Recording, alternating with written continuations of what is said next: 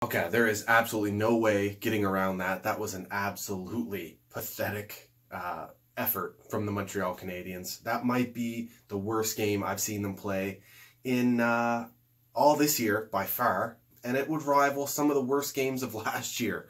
And that is saying something. That was I don't know what the hell I just watched them come out and do. The Montreal Canadiens put up a stinker against the Boston Bruins at home and lose 4-0. Get shut out on the night where Carey could have got his 300th win. He was hung out to dry. That puts the Montreal Canadiens record to 17-12-5 on the season, and it puts their record against teams in the Atlantic Division at 4-4-4.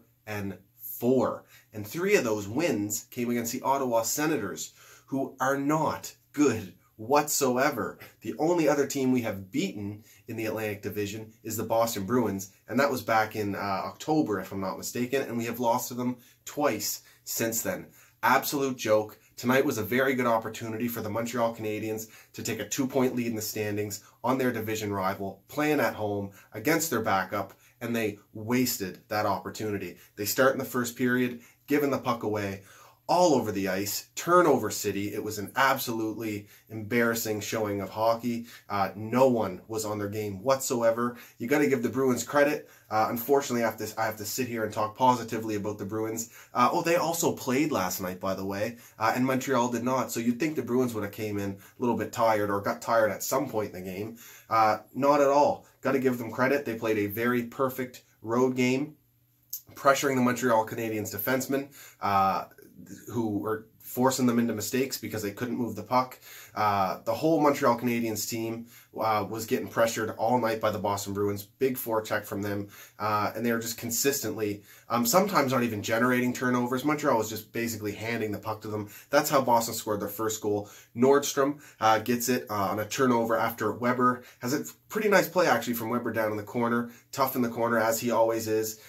Gets the puck back and could have started a pretty nice clean breakout for the Montreal Canadiens, but Michael Chaput collects the puck and throws it into the middle of the ice, and then the Bruins can just walk in on the slot, into the slot uncontested. They do that and score on Carey Price. Disgusting play. Second period, same thing. They just continue turnovers. Other than their really good forecheck tonight, the Boston Bruins really didn't have to do a whole lot to earn their goals. Montreal was basically giving pucks to them so they could then do whatever the hell they wanted and just get free chances on Carey Price. That's got to be very difficult for Carey Price to deal with. I can't see why he wouldn't be incredibly frustrated after the showing his team put out in front of him. Unbelievable. Cave gets the second goal for the Boston Bruins. Nice play by the Bruins there. Sustained pressure. They move the puck around, get Carey Price moving all over the crease. No defense whatsoever on that play. They end up scoring on Price on a nice goal finished by Cave. Third period, you think Montreal would come out with a little bit more energy or something. Once again, they do not. They actually take a penalty early in the third period, completely ruin the momentum for them starting the third period, hoping to maybe get something going. That did not happen. They did kill the penalty, but still nothing came after that. Absolutely terrible turnover by Gallagher in the neutral zone. One of many turnovers in the neutral zone and defensive zone all throughout the night. Gallagher gives it away. Bruins enter the zone, make a nice play, and Krejci ends up finishing it for the Boston Bruins. Brad Marchand then scores one on the power play for the Bruins when all 4 penalty killers get caught watching the play, chase the puck into the corner. Byron can't make the play in the corner, and Brad Marchand's just alone for easy tap in empty netter, basically, from Pasternak. So just disgusting. Montreal's power play, 0-4-3 on the night. I feel like I'm repeating myself here. The power play is absolutely trash. It is in need of a complete teardown and reset. That includes the coach. If it wasn't for the holidays coming up, you would assume that possibly Muller's job is on the line. Maybe show him some respect here. Wait until the new year. It'll continue to be trash into the new year. Who are we kidding? So at that point, let's get this. Let's get him out of there. Get a fresh take in there. And the main thing, it's zone entries. It's something that needs to be coached. And these guys and the players on the ice need to communicate better. None of them know what any of them are doing as they're coming up the ice. They're just trying the same things over and over again. And that's basically the definition of insanity. The power play is insanely bad. As you can see, I have my Habs jersey off already. I'm only wearing this hat because the flow needs to be contained, and it's a goddamn good thing. All my Habs stuff is behind me because I don't want to look at any of it right now. That was an absolutely joke of a performance from them. Kotkaniemi and Agostino are your best players on the ice, an 18-year-old and a fourth-line player. Good on them. Got to give credit where credit's due for those two guys showing up at least. But if those are your two best players at a home game against the Boston Bruins, you got a serious problem. Unbelievable. Bruins executed their game plan all night. Like I said, played a perfect road game. Yeah. One team came to play tonight. It absolutely was not the Montreal Canadiens. Yeah. Habs looked slow all night tonight. Bruins just no speed through the neutral zone. Couldn't get their speed going whatsoever. Yeah, unbelievable. Outshot 35-22 by a team who played last night, the Boston Bruins. And Boston Bruins win the face-off battle, despite Bergeron being out 56%. The Bruins were on the face-off. So not only did they dominate the face-off dot and get a lot of possession from that, but all those turnovers, Montreal was basically handing them the puck. Bruins had the puck all night and dictated the pace of the game from start to finish, and definitely deserved that win. That's a win where, you know, Montreal gets, it's 1-0. Montreal gets 3 power plays in a row, do absolutely nothing with them. This is a game where even if they somehow manage to squeak out a win due to the brilliance of Carey Price or some other crazy foreseen circumstance, it's a game that they did not deserve to win whatsoever. They got the result that they earned, and that's a 4-0 loss to your rival at home. I just can't get over it. It was disgusting.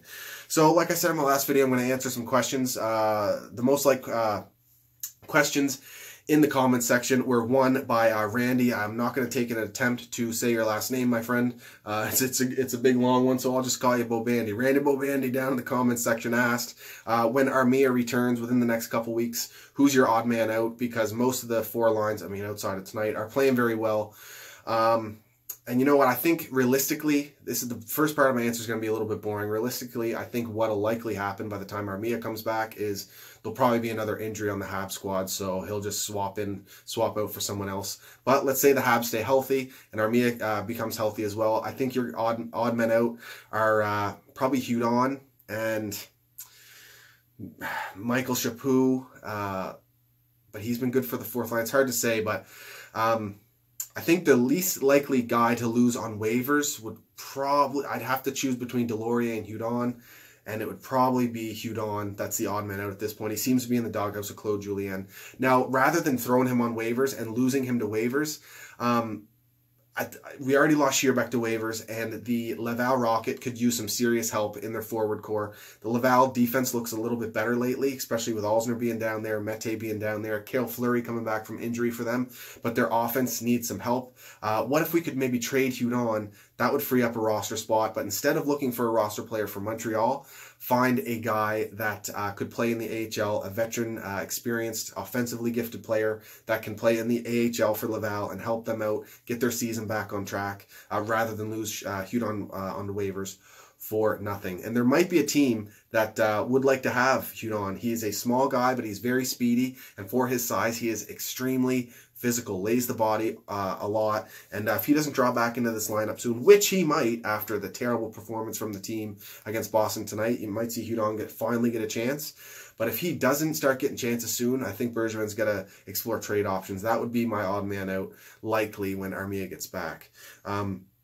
Michael asked about Ryan Suzuki, Nick Suzuki.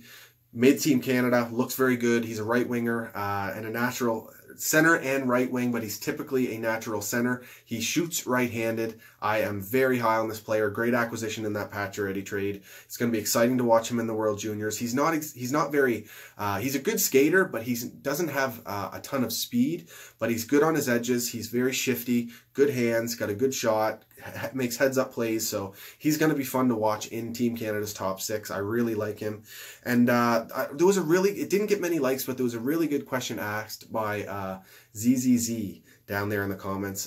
He pointed out that I'm a positive guy, and I have a positive outlook on the Habs, but he wanted to know what am I worried about or what am I not feeling that great about with this team. Obviously, the power play, that is a given. It's an absolutely disaster. It's amazing that this team has as many wins as they do with the power play as bad as it is. It needs to be improved. It needs to be reset because as the further we get into the season, if this power play continues this way, the losses are going to start racking up because it's going to be, the games are going to be a lot tighter. Teams are going to be a lot more desperate. Defense is going to be, there's going to be a lot less space out there. So when you get your power play opportunities later on in the season, they are going to be huge moments. And the Habs have just not utilize their power plays whatsoever. It's an absolute waste. And if the players need to be held accountable and compete and have good attitude and all that sort of stuff, I think the coaches need to be held accountable too. So unfortunately, got a lot of respect for Muller, but I think it's time to move on. That's my huge worry.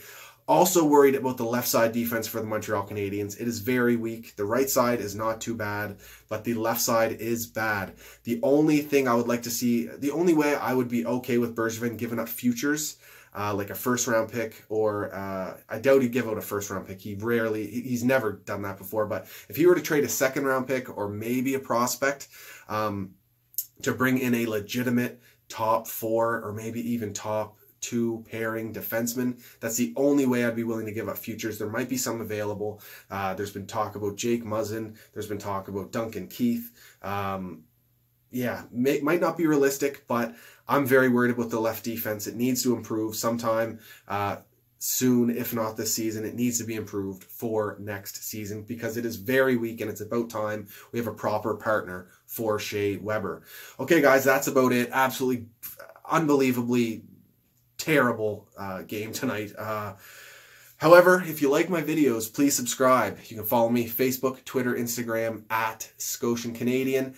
Ask some questions down in the comments.